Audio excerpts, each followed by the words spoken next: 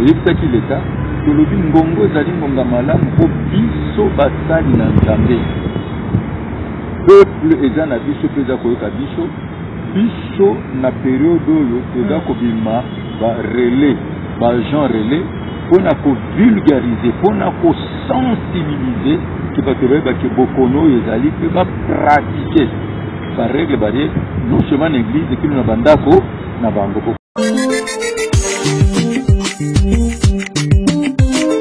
Mbote na bino nyonso bandeko balati batali ya mfuko masolo kasi bozali en tout cas merci mingi mpona koyeba ete vraiment bino nyonso bovandi liboso ya baetanda na bino boza kotala biso toyambeli bino lelo oyo mosali na Nzambe oyo azali pasteur to mpe azali responsable ya baeglise de réveil nyonso yenge azali président na kobalika etani mpona kopesa ye mbote pasteur Soni Kafuta oyo bino nyonso boyebi. Bonjour pasteur Soni. Bonjour. Oza malamu pasteur. En tout cas nasepeli komona o bate mikolo ebele vraiment nasepeli komona yo pasteur ya solo de confinement esalemi babandi nanu na baba baeglise balobi bozela nanu nsima nayebi te eloko wana bozwaki yango ndengeni. Bon liboso na tondi Nzambe nazoloba lokola président national de l'église de réveil du Congo, représentant légal œuvre générale. Vous voyez que crise sanitaire oyoye na pandémie okono babengi Covid. Eza na mangwele te, eza na kisi te, pe eza na molimo ku. Bato ebele ezali botani beaucoup. Alors bokono yo entraîné crise moko oyo ezali économique et sociale. Papa mokonzi ekolo azwaki bamesure po na koevite ke bokono oyo ikende yango basalaki suspension ya baculte. Nani koyeloko eloko moko ngani nazali awa nazali membre po bazobenga ya ekipe ya Likongo membre na ndenge nini po biso tozali na conseil consultatif ya Fonds national de solidarité contre Covid nini, ce qui veut dire que nous avons une partie de masolo oyo. Donc quand vous décision ouais ya ki boye baki. Quand vous décision ngo ye ba décision na eza ko jouama selon équipe ya ba expert na santé nini publique. Yango zomona ke na biso soki bataki décision oyo ya le 15 2020 pour reprendre la culte, activité évangélique et spirituelle, c'est là qu'il faut tant et pétamela na basali na Nzambe pour na préparer yango. Tozala ki na atelier moko na conférence moko na lycée Shaumba. Kuna plateforme ba confession religieuse tofandaki na expert pona kotala ndenge nini tokoki kovivre na bokono oyo e bakotouche basali na Nzambe te e bape kotouche bandimité e bakosambela mpe Nzambe apesa biso victoire na yango biso awa na Kinshasa mpe na République démocratique du Congo le samedi 15 août 2020 sur toute l'étendue de la République démocratique du Congo, religion, culte, activité évangélique et spirituelle et voilà samedi à partir à minuit. Les alliés vendredi na minuit, pour que na samedi. Na yango awa touti na réunion moko munene na général Kasongo Silvano pour yaza kokamba police ville province nini ya Kinshasa be na ba collaborateur na ye nyonso o baza kokamba na ye longo ville province nini ya Kinshasa. Alors to uti na réunion pona ko harmoniser to tondi Nzambe pour ceux qui va réunion abo salemaka nde vraiment makambo tamboli nini malam. toharmoniser yango pe ba réunion esali mpe sur instruction ya mokonzi politique d'abord ya liboso ya ville ya Kinshasa ezali gouverneur. Alors ba point oyo touti ko traiter kuna yango nde naza ko répéter point ya liboso ezali ke tozali kozonga pour reprendre ba culte mais il faut respecter obligatoirement une mesure nyonso oyo tolobi barrière on est allé na rigueur chaque serviteur na ba nombre ya bato sengeli bazana na kati ya église ba ministre culte esengeli aza na sens ya responsabilité de l'organisation de devoir ba mesure yango ezali nini mesure ya liboso tolobi kotia ba kit complet ya mai ntango moto azokota na église asukola nini maboko na ye na sabuni ndenge balobi mesure ya mibale ezali ke port ya cache-nez to ya masque ezali obligatoire et surtout on insiste pour la troisième mesure ezali nini ezali mesure oyo tozali kolobaki il faut pas respecter distanciation physique. Alors la quatrième mesure oyo ezali nango ezali ke bato bayeba kopesa na mbote na mosika simba motema noyebisa moto oza na kati ya motema na ngai pe koyambana te kopesa na mbote ndenge ezalaka église esili bopesa na mbote wana ezali lisusu te na yango elobami boye biso na église du réveil du Congo tozali na baculte ozosala ti ba 50 000 personnes na culte siko bokosuka ndenge yango nde tolobi tozozwa badisposition nyonso yango nalobaki na bango mpe bakonzi baoki biso tolobi ke peuple na biso congolais mpe mokili bato ndimaka lobi ke eutaki epai na nzambe na nzela na eklese mpe na nzela ya basali na ye alors ntango tozofungola eza na bato baza na maladi wana ebele mpe bamaladi mosusu bakoya na eglize mpona kozwa nini lobiko omoni mosala ya mosala na nzambe eza mosala na ntango oyo ya haut risque kaka ndenge médecin aza kosala epuis tokobosa na se mikolo yango nde epusani bo bato bakouta poto ebele bato bakouta te mosala oyo mosala na nzambe azosala eza mosala ya haut risque lokola médecin lokola infirmier lokola ya assistant médecin oyo mpe moto eza koasiste nini maladi lokola bagarde ya nini ya maladi eza mosala haut risque donc esengeli bien ke nzambe azobatela biso conformément loba na ye esengeli na biso ata na nzambe tozala discipline ntango moto aye amoni yo moko d'abord mosali na nzambe ndenge ozali ekoinfluence ye mpe ayeba kopratike baregle nini yango nde tolobi ke mpo bato bakoya mpo bazwa losambo nzambe asa nini abikisa bango bakiti osalemaka kaka ndenge esalemaka mais en respectant baregle nini barrière nombre ya personne bakodiminue to kosala ndenge omoni tout dépend ya capacité ya nini ya lieu ya culte biso nyonso toza na bacapacité ndenge moko te mpe bato nyonso bazali na programme ndenge moko te alors chaque mosala na nzambe aza kobongisa selon capacité na programme mais baoyo bakosala débordement ozomonela ozali débordement ekobanda lelo ekobanda baactivité évangélique mpe nini po tozona bacentre d'évangélisation il faut bakende na commune baculte soki ezalaka misato ekomi ata 6 o wana ezodépendre na chaque organisation ya église locale selon capacité d'accueil alors me bato oyo bazokende na baespace annexe par exemple bato bazobima kino balabala esengeli bakende kokutana na bourgmestre ya commune na bango ya commune aautorize bango même soki bato bakozala libanda esengeli barespecte toujours barègle ozali nini barrière et surtout toyebisaki leta tolobi ngongo ezali ngonga malamu mpo biso basali na nzambe peuple eza na biso mpe eza koyoka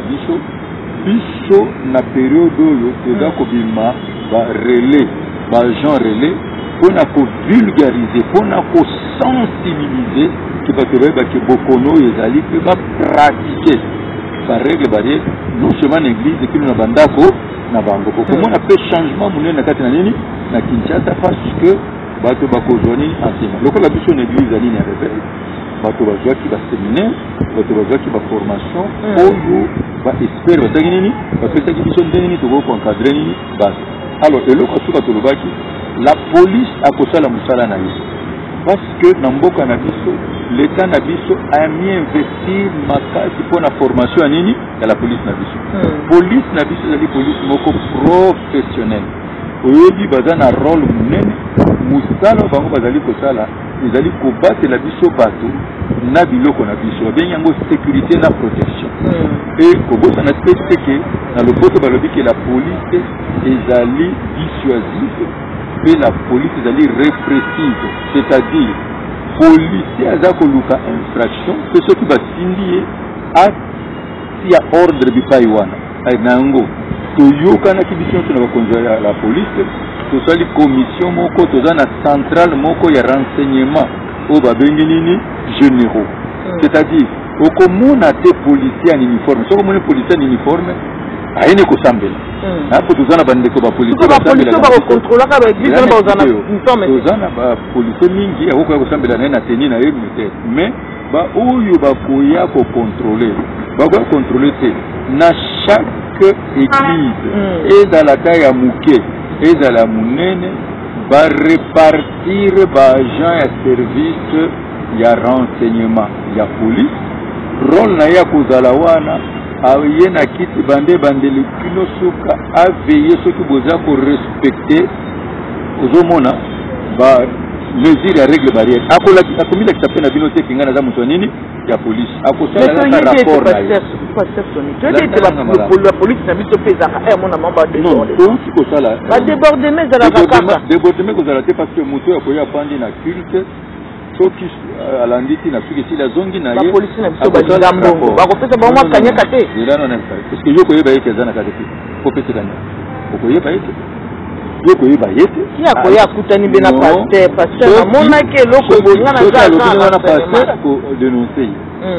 parce que eza na bastrict information parce que rôle na biso ezali nini eza kobatela bato bokoneza bango te mpe kobatela ye moko nini paster okoneza ye te pourquoi paster akoki kobima hors la loi to akoki koviole loi o paster azali tata azali mobateli ya ye moko mpe ya nini ya bandimi soki tosali ndenge wana mpo toboyaki bahomme en uniforme na bajipe baya kosala nini kocontrôle yango nde omoni tosali ke na biso banganga nzambe na bango commission ezali wana et chaque jour baza kopesa nini renseignement na renseignement avec des preuves soki biso tolandi tomoni nde bakotindela yo invitation bakobengisa bakolakisota bapreuve tala makambo osa nini ozosala soki oza lokola église ya réveil bakobenga biso basala église ya réveil tala bato na bino ndenge bazosala ekobanda nano na biso moko tozala polise yango tobi ndenge yo ozosalela biso tozali na commission mpe nini ya discipline ozomona ndenge ozali wana alors soki tomoni ke ozobuka mibeko nako wana na kati na commission wana nde décision osala ndenge nini ekoyeba kobima mais je crois que basali na nzambe bazali na conscience basali na nzambe bazali parce que église ezali partenaire ya nini social ya nini ya l'état alors mosali na nzambe azali wana d'ailleurs mosali na nzambe nyonso na commune oyo ozali il faut yebana na chef ya district na yo na chef ya la police ya oza na relation na bango mposo likambo ezali okoyebisa bango te bango basani nini bakoya donc nde babengi police ya proximité paster sonangi na profite mpe na likambo oyo ekotungisa biso mpe likambo oyo vraimen ekoderangeaka bato tomoni basali na nzambe mosusu bakomi kotya bamaske bawendre yango deja balobi ete maske wana yango nde ekoprotege église kaka nde ekoteka yango maske moko batie prix autant maske lokwa batekaka libanda 1000 francs ye atie 2000 francs na kati ya église bon oyebi ke kolo yesu abetaki bato kimbo oyo bamemaki commerce na kati ya ndako na nzambe mosali na nzambe mpona kosunga bandimi na ye akoki kosomba bamasi atiela bango me na prix moko nini abordable c'est normal D'abord, nous déjà. Non, parce que chose au Katanga, au Kozoïdete. Donc, nous allons awa, Moshel Nanzambe Moko na Moko, d'abord, Mundimi Moko na Moko, Azo Uta na Mas, et pas une nini, Nandako. Mais au qui vous comme à Moutou, soit à Bossana qui soit à Zana Ngote. Ça dépend de l'organisation, il existe beaucoup, Zana Ngo en stock, au bout de ça gratuitement. To mutona kokiko somba yango ozomona na prio eza koteka ça c'est normal mais koluka ko poti tango na caractère moko spirituel ozomona wane komi machination wane komi manipulation ozomona po nzambe po bati la mutu akobate la ye même avec ma kusama 3 ans nzambe eloko zali na biso bato mayele oya science balobi ke po bokono e panzana te esengeli ba mesure boye mama na mboka na biso yo nzambe alingi biso tala na mikili misusu ndenge bokono ezomona tala na mboka na biso infrastructure sanitaire ya makasi kozana yango te tala nzambe ndenge ayokeli biso nini mawa oui bato bazwi yango bato bakufi mpe bato ebele babiki donc toza kosenga discipline ozomona na biso basali na nini na nzambe kasi likambo oyo paster likambo ya kodesinfecte église mpo yango mpe eza likambo etungisi biso yango mpe likambo oyo topusani lelo kotuna toye mpe kokutana no mpona kotuna likambo oyo ya kodesinfecte église hotel de ville azwi mokanda kodesinfecte église par chaise $5. Merci tozwaki solution na likambo oyo oyebi eza na bacentre ya concentration ya nini ya bato place oyo malade ekoki kosala nini komi multiplier tokoki kotanga yango eza lokola bazando soki otali na zando eza difficile mutu arespecte distanciation nini peut-être akoki kotia masque ozomona alors toza na place lokola babis moto azwi bis banda zando kino akomi na aéroport bis bato baza kokangama po Kinshasa eza na bato ebele toza na bataxi bis toza na babar toza na bakabaret toza na baterrasse tozali na bagrande surface toza na baboutique ezali baplace oyo virus ekoki kozwa nini komi mais moko mpe baplace wana ezali église ozocomprendre alors omoni église ezali temple ezali d'abord le symbole ya foi temple ezali lieu oyo ezali nini sacré lokola temple ezali lieu oyo ezali nini sacré oyo toyokani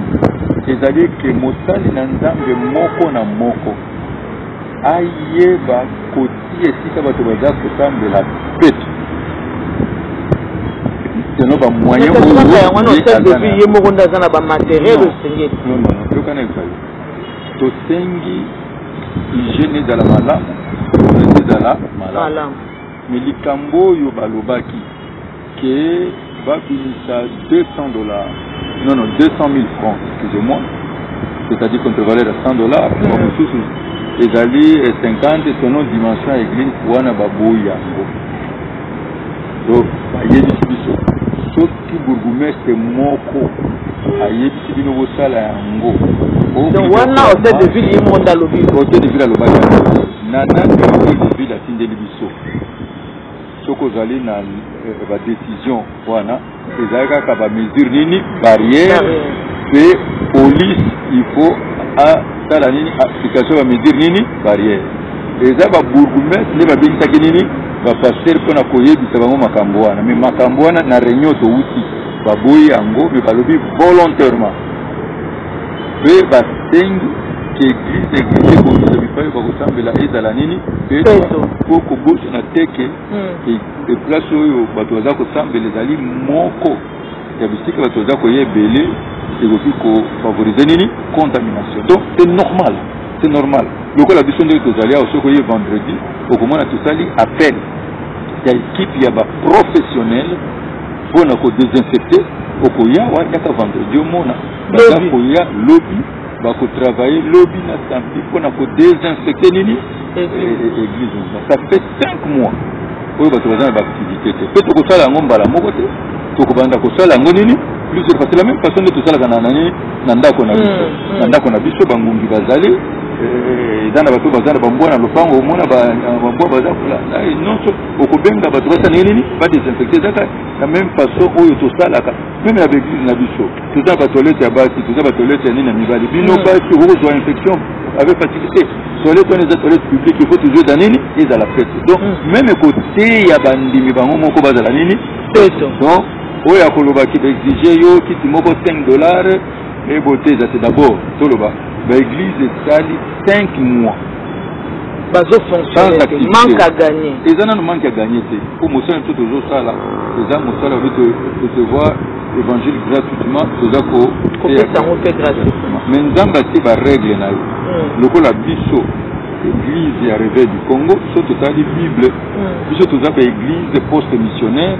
prise en charge ya basali na nzambe prise en charge ya mosala na nzambe ezosalema na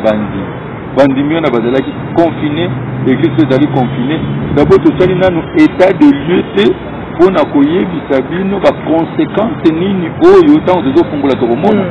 non seulement conséquence ya bandimi eza na bandimi mingi bacommerce efwei eza na bandimi boye makambo ebele oyo covid-19 ememi lokola nini conséquent oyo nano mosali na nzambe fo encourage bato bosambelela bango mpo bayeba osali koremonte parce que biso tozogere conscience ya bato tozogere morale ya bato tozogere spiritualité na bango ozomona oza kooriente na nini donc ndenge na biso ezali que sikoyo kosenga bato mbongo meme biso moko koinsiste sur les offrandes serait vraiment kotoucher conscience ya nini ya bato namobi ye moko ayebi ke eza devoir na ngai na o moke nzambe apesi ngai nde tomonaka na bible lokola mwasi wana veuve azali veuve ye fio moko azotala nde bazopesa offrande alobi te bato nyonso baza kopesa bapesi superficie c'est-à-dire oyo ya likolo mais mwasi oyo nde apesi po apesi nyonso ozalaki nango pourquoi moto apesaka na boyambi na ye mpe na motema donc voilà un peu l'autre pasteur ndenge oyo précise biso awa ke esengeli non likambo ya nombre ya bandimi likambo ya nombre ya bandimi ekoki pe te mais ezodépendre na yo par exemple soki soki bato basaka kisi moko moko bakoyamba kaka kisi moko ata nombre ya bato batondi bokoki kozala nde nazali awa nayebi nombre ya chaque communauté te chaque église locale mais ntango yo osali assimilation ndenge biso tosali awa tozali na bagradin toza na espace kutu biso tolimite meme ndenge ya bato biso tokobanda na badépartement tokobanda na bandimi na biso c'est-à-dire bandimi nyonso oyo bazosambela na baassemblée na biso lokale nyonso bakosambela baassemblée na bango kaka baoya tendwe bakoya na tendwe na bandimi nyonso tozozela basa nini baya mais tokosala assimilation